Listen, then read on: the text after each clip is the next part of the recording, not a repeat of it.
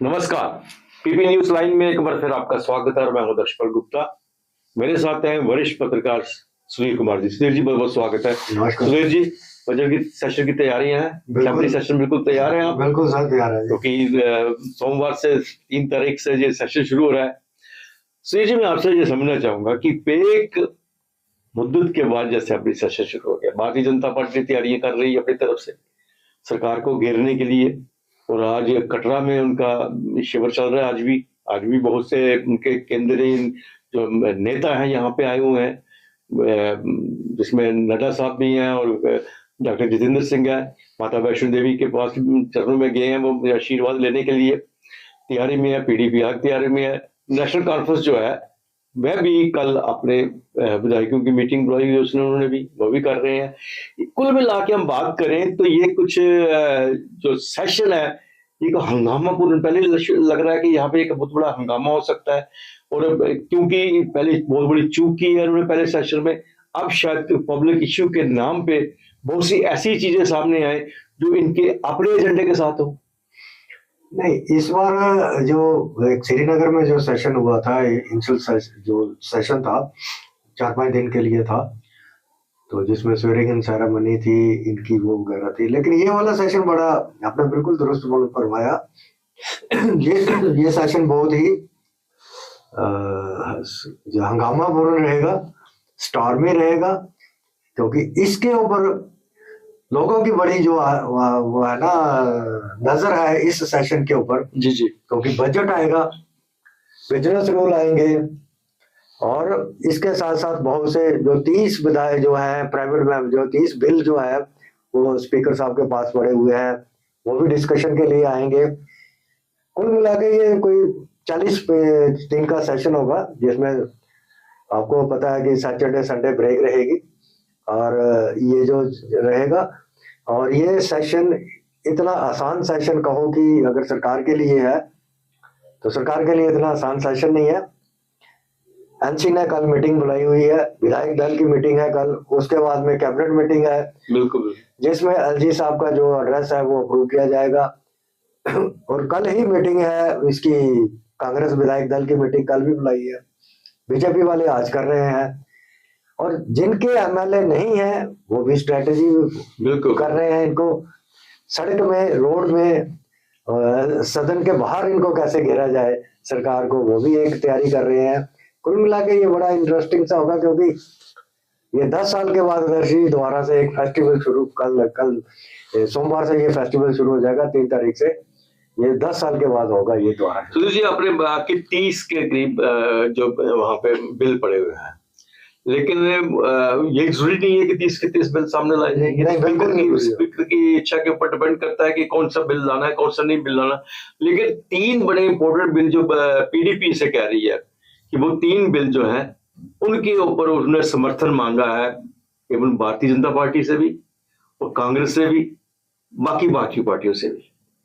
क्या कह रहा है?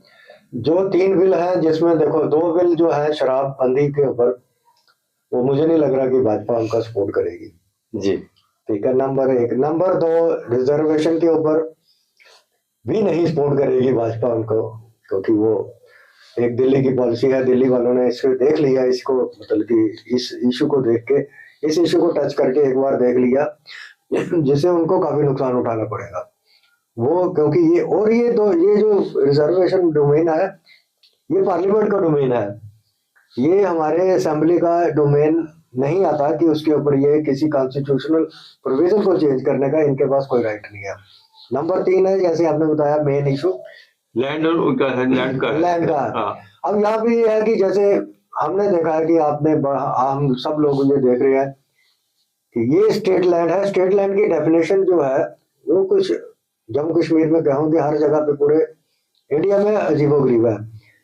जेडीए की लैंड है, स्टेट लैंड है, नजूल की लैंड है, कस्टोडियन की लैंड है, जेडीए, उसके बाद म्युनिसिपल की लैंड है, हाउसिंग एंड अर्बन डेवलपमेंट की बोर्ड की लैंड है।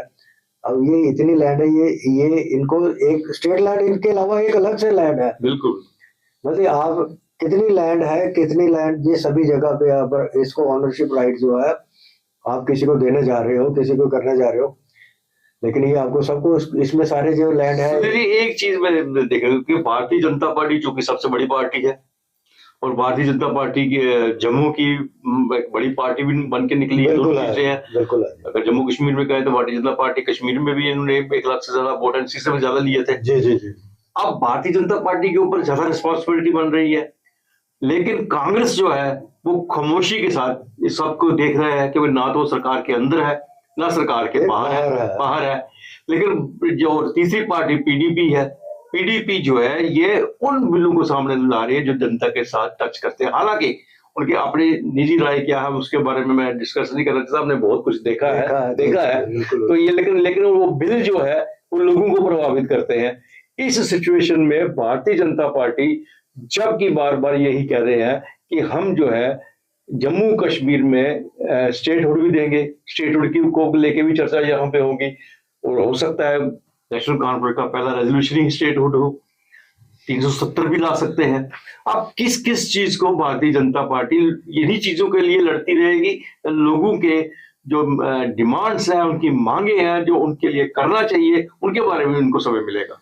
देखो अदर जी, यहाँ पे मैं बता दूं कि आज ही जो नेशनल कॉन्फ्रेंस के एमएलए हैं उन्होंने बड़ा स्पष्ट रूप से कह दिया है आज कि अगर बीजेपी या केंद्र सरकार स्टेटहुड के ऊपर डिले करती है या उसको स्टेटहुड को मना करती है या डिले करती है, एक ही बात है जी जी, तो हमारे पास प्लान बी और प्लान सी है जी।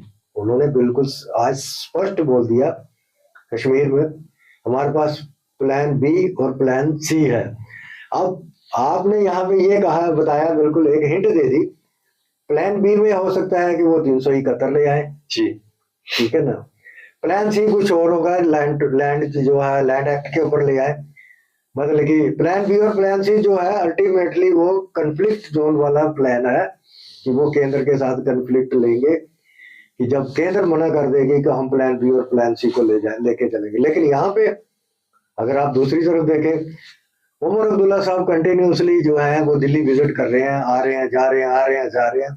सेशन से पहले कल भी गए थे, उसके बाद श्रीनगर चले गए और वहां पे discussion party high command, BJP high command से, गवर्नमेंट ऑफ इंडिया के मिनिस्टर से, होम मिनिस्ट्री से डिस्कशन हो रही है बिहाइंड द कर्टन जिसको बोलते हैं टेबल, उसके वहां भी डिस्कशन हो रही है। और जैसे बीच में अभी हमने ये भी देखा था कि गवर्नर साहब का जो बीच में एक स्टेटमेंट आया था कि हमारी दोनों की कहीं बिल्कुल बिल्कुल लड़ाई नहीं है, हम दोनों आपस में स्मूथ काम कर रहे हैं, हमारा जो सिस्टम है वो एक दूसरे से साथ क्लैश नहीं कर रहा। बट यहाँ पे आपने देखा कि पिछले दिनों एक स्टेटमेंट आया था जिस स्टेटमेंट में ये भी कहा गया था, उमर अब्दुल्ला साहब ने ये बोला था, जब एक पर जो सहाफी थे जिसको जर्नलिस्ट बोलते हैं हम, उनको उन्होंने बोला, इंटरव्यू में पूछा इनको, तो इन्होंने माना कि आईएएस ऑफिसर जो है वो बीच में हर्डल्स क्रिएट कर रहे हैं जम्मू एंड कश्मीर की। और इनफैक्ट ये ठीक है, ये भी बड़ा दुरुस्त उन्होंने बोला। मैं कहता हूँ जो आईएएस ऑफिसर हैं या आईपीएस ऑफिसर है, बेसिकली पहले सबसे फर्स्ट रो में वो है जो जम्मू कश्मीर की स्टेटहुड को मना कर रहे हैं। अगर आप कहें ना फ्रंट लाइन में, पहली लाइन में वो है, दूसरी लाइन में आते हैं बाकी जो बीजेपी के जो नेता, बाकी जो जिनको मैनिफेस्टो में उनका है, बाकी लोग आते हैं। लेकिन यहाँ पे अगर कहीं भी हर्डल आ रही है ब्यूरोक्रेसी, क्योंकि ब्यूरोक्रेसी आपने देखा 10 साल ब्यूरोक्रेसी ने यहाँ पे राज किया और जितने भी कमिश्नर सेक्रेटरी थे उन्होंने मिनिस्टर की पावर एंजॉय की। आज वही पावर उनकी कम हो गई है जिससे उनको थोड़ा सा वो इनसिक्योर फील कर रहे हैं। और वही केंद्र के साथ, वही उनका होम मिनिस्ट्री के साथ या डीओपीटी के साथ उनका तालमेल है, वो रिपोर्ट्स अपनी भेजते रहते हैं, सीक्रेट रिपोर्ट जाती रहती है, वो रिपोर्ट इनके सरकार के फेवर में नहीं है, ना ही स्टेटहुड के फेवर में है वो। नहीं सुधीर जी, अगर जिस तरह से आपने 371 की तरफ इशारा किया, अगर 371 आप ये देते हैं तो भाजपा का क्या रुख होगा? भारतीय जनता पार्टी से एक्सेप्ट करेगी वो भी? देखो ये भाजपा को मजबूरन, जो लोकल यूनिट है उनको मजबूरन एक्सेप्ट इसको इसलिए करना पड़ेगा क्योंकि यहाँ बहुत बड़ा मसला बन चुका है पिछले 10 साल में। आपने देखा होगा लैंड और जॉब का, ना लोकल हमारे पास लैंड रहा, ना लैंड राइट रहा, ना लोकल जॉब राइट रहा। ये दो चीजें हमारे हाथ से निकल चुकी है। आपने देखा कि बहुत बड़ी बड़ी अच्छी अच्छी पोस्ट के ऊपर जो है, कश्मीर में तो कम है, जम्मू संभाग के अंदर जितने भी बड़ी बड़ी पोस्टों के ऊपर बड़ी बड़ी पोस्ट है हमारी, कॉन्स्टिट्यूशनल पोस्ट या दूसरी पोस्ट के ऊपर बाहर के लोग आ गए हैं, जिससे और बाहर के लोगों ने जहाँ आके जमीन भी खरीद ली हुई है ना। तो ये चीजें, जॉब भी ले ली है उन्होंने और जमीन भी ले ली है इनसे। अब इस पे अगर भाजपा नहीं, वही बात कही था जब नेशनल कॉन्फ्रेंस एक बार कहा था कि रिजर्वेशन के मुताबिक करेंगे जब जॉब हमारे पास होगी, जब जॉब सिक्योर नहीं होगी तो रिजर्वेशन किस बात की कर रही है। यहाँ मैं एक और चीज बता दूंगा कि भाजपा को ये जो सदन है, जो अभी सेशन हमारा शुरू होगा मार्च 3 से, अगर मुझे कोई पूछा जाएगा भाजपा को यहाँ पे देवेंद्र राणा जी की एक बहुत बड़ी कमी जो है वो वहां पे उनको महसूस होगी, क्योंकि उनके पास जो विजन था, उनके पास जो नॉलेज थी, और वो किसी भी पार्टी में रहे वो जम्मू के प्रो लीडर माने जाते थे, उनकी कमी भाजपा को वहां पे जरूर महसूस होगी, क्योंकि भाजपा के पास इतने तजर्बेकार आज प्रशिक्षण दे रहे हैं, हो सकता है 2 दिन में उनको इस असेंबली सेशन में तैयार भी कर दें, और उसमें कुछ वैसे भी हैं जब उन्होंने पहले भी असेंबली देख चुके हैं। उम्मीद करते हैं सुधीर जी की आने वाले दिनों में जम्मू कश्मीर की राजनीति जो है तो बड़ी हलचल होगी, और जम्मू कश्मीर के लोगों की नजर भी उस तरफ होगी और हमारी नजर भी उस तरफ है। जो कुछ भी होगा आप तक पहुंचाते रहेंगे। नमस्कार।